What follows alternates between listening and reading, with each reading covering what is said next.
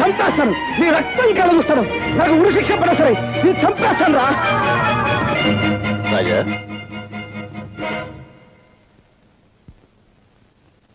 గురుమూర్తి గారు, మా చెల్లెలు ఎక్కడికి వెళ్ళిందో మీకు తెలుసా అండి?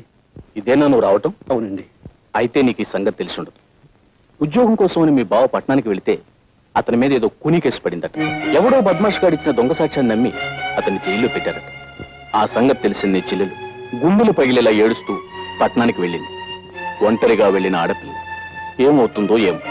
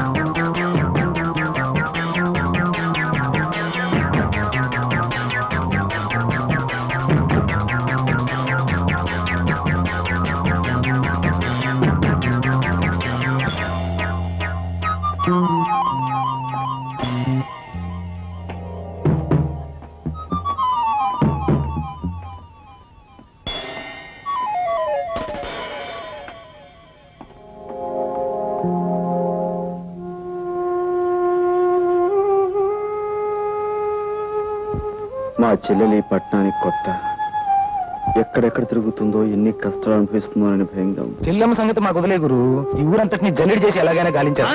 చెల్లెమ్మని పట్టుకోవడం మేము చూస్తాం. మన వల్ల జైలు శిక్ష పడ్డ బావగారిని ఎలా రక్షించాలా అన్నది నువ్వు ఆలోచించు.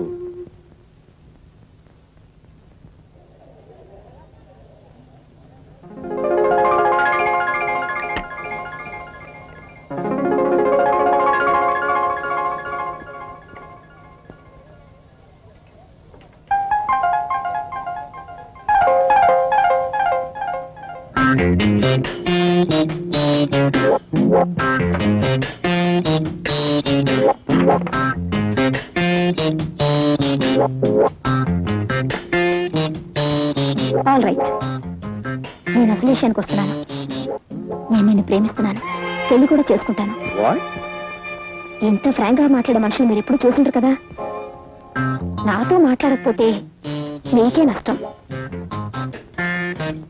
నేను 3 అంకెలు లెక్క పెట్టేలోపు మాట్లాడకపోతే నలుగురు వచ్చి పోట్లాడేలా చేస్తాను. ఓకే, 1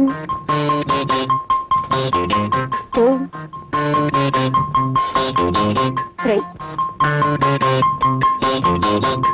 రాజా, నా మాట విని ఇంటికి వచ్చేసాయి రాజా. పిల్లలంతా నాన్న నాన్న అని ఏడుస్తున్నారు. ఇంకెప్పుడు వంట ఆలస్యం చేయదని ప్రామిస్ చేస్తున్నాను రాజా. రాజా, నేను నీ చరణదాసుని రాజా. చరణదాసి లేదు, మసాలా దోశ లేదు. రాజా, మర్యాద వెళ్ళి ఇక్కడి నుంచి. బాబాయ్ గారు, మీరైనా కాస్త చెప్పండి బాబాయ్ గారు. పోపుల డబ్బా ఏదో ఒంట్లో బాగోక వంట కాస్త ఆలస్యం అయిపోయింది. దాని గురించి నన్ను తిట్టి పిల్లల్ని కొట్టి ఇక్కడికి వచ్చేసారు. ఇంట్లో వండి నన్ను వంట అలాగే ఉండిపోయింది. నన్ను ఏం చేయమంటారు? పిండి గారు, మీరు కడుపుతూ ఉన్నప్పుడు మీతో ఆయన దెబ్బలాడి ఇలాగే వచ్చేసారా? చెప్పండి బాబాయ్ గారు. ఏమిటయ్యా ఇది? ఏమిటిది? క్రితం సార్ ఆ అమ్మాయి ఏదో తప్పు చేసి నువ్వు చేస్తున్నావు ఏమిటి? ఇంటి ఇల్లాలు వీధులు పడి బతిమాలుతుంటే బుద్ధి లేదట నీకు? మాస్టరు, నాకు ఇంకా పెళ్లి కాలేదండి. రామరామ, నీకు పెళ్లి కాలేదా? ఎందుకండి అబద్ధం చెప్తారు? కావలసి వస్తే ఈ తాళి చూడండి, 3 పిల్లలు బాబాయ్ గారు. ఆ వేళ ఆ తాళి చూపించి 3 బిడ్డలు తెల్ల నాతో చెప్పలేదు నువ్వు. ఎవరైనా వింటే గడ్డి పెడతారు. బుద్ధి లేటా నీకు? వెళ్ళు, ఇంకేం మాట్లాడుకో, ముందు వెంటనే వెళ్ళు. జాగ్రత్తగా తీసుకెళ్ళమ్మా. చాలా థ్యాంక్స్ బాబాయ్ గారు. పోదా, రండి రాజా. పిల్లల్ని తీసుకొని బీచ్ కడదాం. రండి రాజా.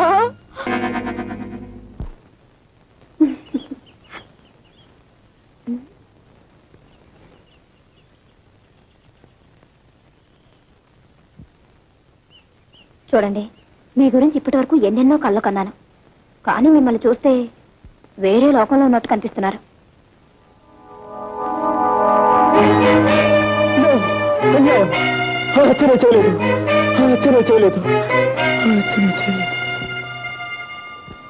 ఎలాగైనా సరే నేను అతన్ని విడిపించాలి. ఓహో, చూడండి, ఈ పోలీస్ కాలనీలో మీ హరికథలు విన్నవారంతా మీ భక్తురాళ్ళు. మీకు ఎవరు సహాయం కావాలన్నా మేమందరం. వాళ్ళెవరి సహాయం నాకు అక్కర్లేదు. నాకు నీ సహాయం కావాలి.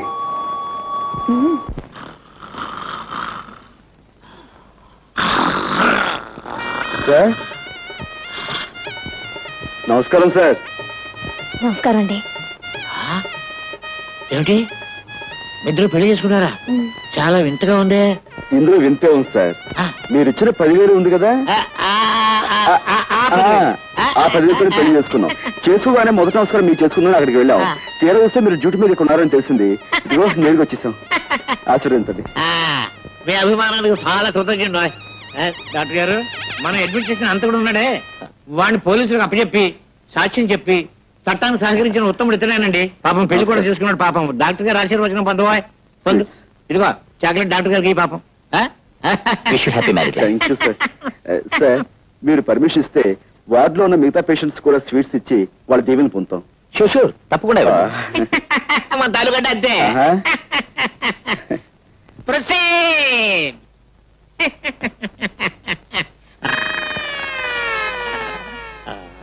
దీవించండి. వదినా నర్సు వదినా దీవించు. థ్యాంక్ యూ డాక్టర్ బాబు గారు. డాక్టర్ బాబు గారు థ్యాంక్ యూ సార్. నర్సం వదినా, నర్సం వదినా. స్వీట్ గా ఉన్నారు. Thank you. తీసుకోండి గారు. పోలీసు బాబు గారు మీరు కూడా. Thank you. లోపల పేషెంట్ బాబుకి స్వీట్. పోలీసులు బాగాలే, పేషెంట్లు బాగాలే. వెళ్ళమ్మా, వెళ్ళు వెళ్ళు వెళ్ళు. థ్యాంక్ యూ బాబా. నమస్కారం అండి. నాకు కొత్తగా పెళ్ళయింది. ఈ హాస్పిటల్లో ఉన్న పేషెంట్స్ అందరికీ చాక్లెట్స్ ఇస్తున్నాను, కనుక మీరు కూడా తీసుకోండి. జాగ్రత్తగా విప్పి చూస్తేనండి. నేను వస్తాను. రాత్రి 10 గంటలకు నేను తప్పించేందుకు వస్తున్నావు. సిద్ధంగా ఉండు.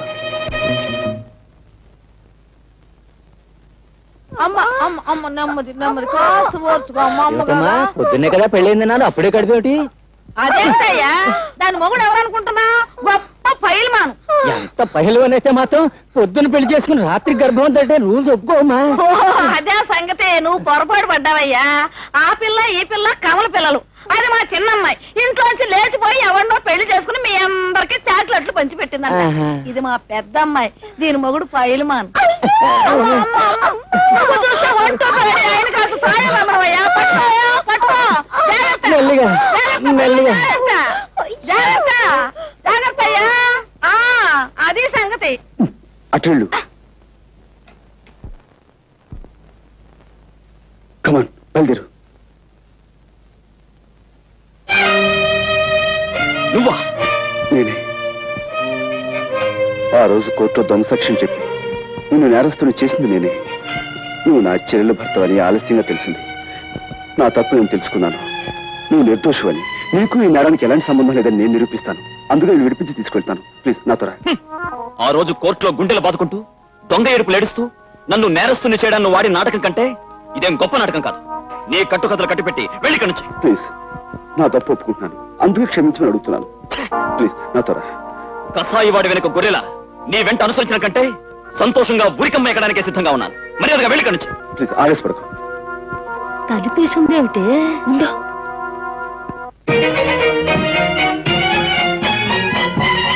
తనుకుంటున్నారా?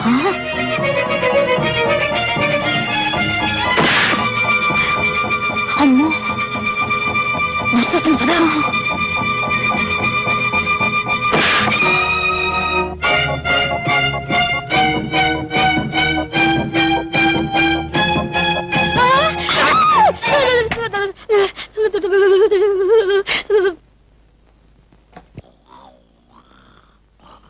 ఏమండి ఏమండి, ఆ నేరస్తుడు గదిలో ఎవరెవరో ఉన్నారు.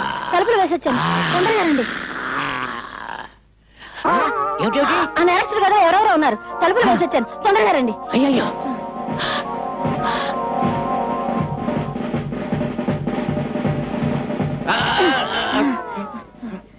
ఈ గదండి, ఈ గది. ఈ గదా? తలుపులు తెరుచున్నాయేంటి? నేను తలుపులు వేసేవచ్చానండి.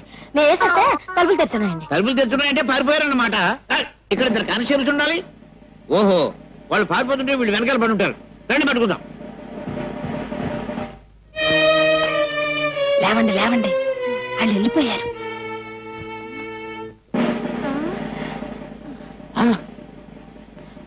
అమ్మయ్య, బతికే ఉన్నారండి. కుట్టేసి పారిపోయి ఉంటారు. నా కొంప మీదకి వచ్చేసింది బాబు. మీ కొంప మీదకి వచ్చిందా నా కొంప మీదకి వచ్చిందా? ఏమండోయ్, మీ కొంప మీదకి వచ్చిందా నా కొంప మీదకి వచ్చిందా? నా శాంతి మీదకి వచ్చింది, నా శాంతి మీదకి వచ్చింది, నా శాంతి మీదకి వచ్చింది బాబు.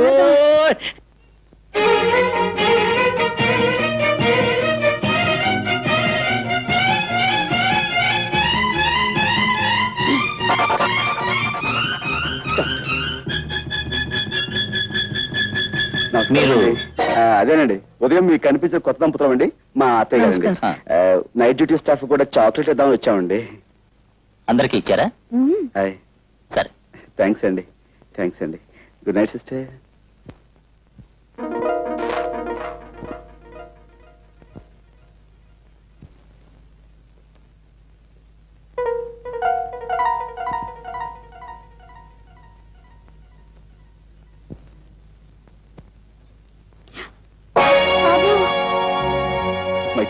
ఇప్పుడు ఎలా? ఇప్పుడు మనం చేసేది ఏం లేదు, బయటపడండి.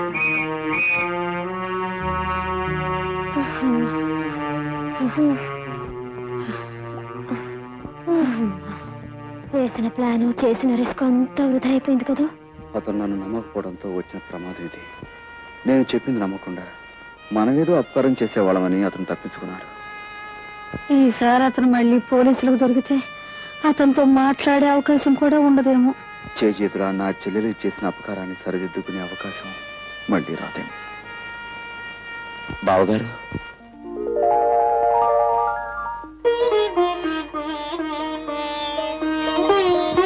నిజంగానే మీరు అపకారం చేసే మనిషి అనుకున్నాను, కానీ సావిత్రి అన్నయ్యని ఇప్పుడు అర్థమైంది. విషయాలని తర్వాత మాట్లాడుకుందాం, ముందుకు వెళ్ళిపోతాం పదండి. ఆ కారు మంది కాదుగా అయ్యా.